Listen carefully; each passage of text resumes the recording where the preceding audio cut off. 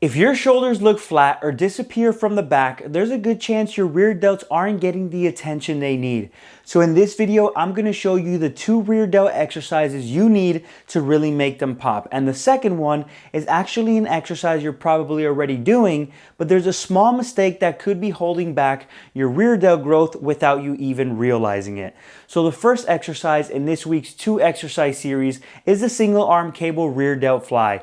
This is one of the best movements for rear delt growth because it lengthens the muscle in a way that allows for a deep stretch, which makes the movement more demanding in the first half of the rep. This cable fly also provides a combination of tension, control, and resistance that other movements just can't match as well.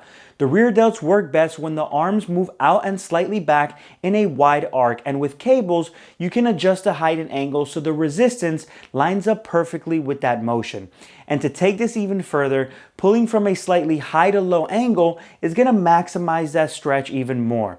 This makes it much easier to keep the tension exactly where you want it instead of having other muscles like the upper back take over. So to perform this movement, set the pulley slightly overhead so you can reach up and across your body.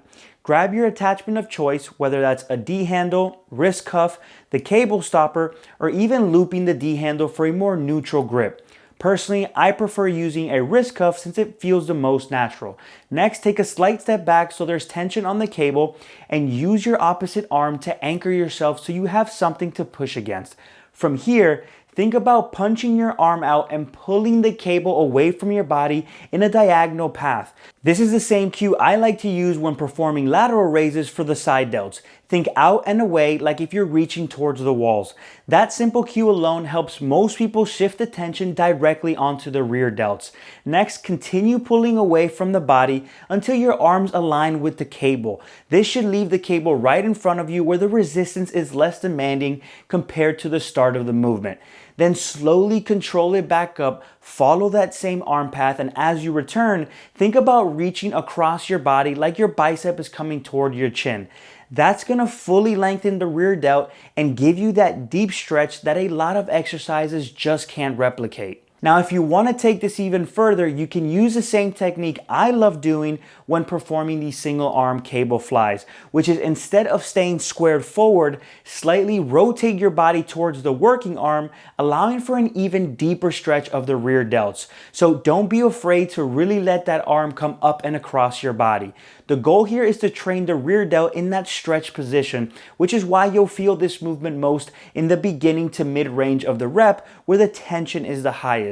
Because of the constant tension, adjustable resistance angle, ability to isolate the rear delts, and how easy it is to maintain good form, the cable rear delt flies ends up being one of the most reliable, accessible, and effective exercises you can use for building bigger rear delts. So now that we've covered a movement that biases the rear delts in a more stretched position, let's pair it with an exercise that focuses more on the shortened, contracted position. And that brings us to the second movement, which is the reverse pec deck fly. This is one of the best exercises for rear delt growth because it provides a high level of stability, making it much easier to keep tension directly on the rear delts. But here's the problem. Most people perform this exercise slightly wrong. A common mistake I see is people pulling the handles back while aggressively pinching their shoulder blades together. When you do that, your traps and upper back take over, and the movement turns into being more of an upper back exercise instead of targeting the rear delts. This usually happens for a few reasons. 1, using too much weight.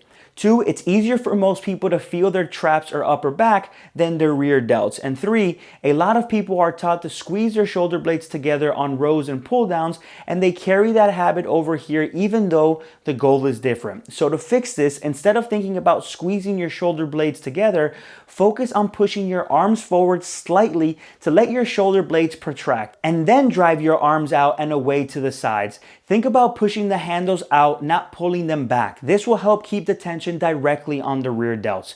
One of the biggest advantages of the reverse pec deck is the stability it provides. Since your chest is supported, it's much harder to use momentum, which forces the rear delts to do the work.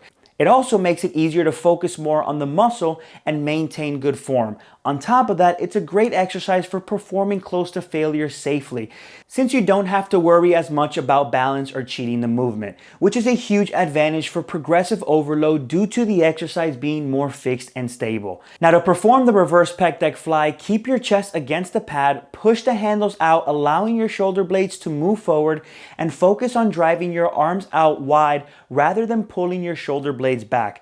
At the end of the movement, pause briefly and squeeze your rear delts, then slowly control the weight back. Personally, I like to stop just short of letting the handles touch or the weight stack rest so I don't lose tension, and then repeat the movement in a controlled manner. So now that you have two of the best exercises for building bigger, more 3D rear delts, let's talk about how to program them. While back exercises like rows and pull downs do train the rear delts, sometimes it's not enough to see noticeable changes since they're usually not the primary muscle being worked. So if your rear delts are lagging or you just want that fuller, rounder look, I recommend placing one of these movements at the beginning of your workout.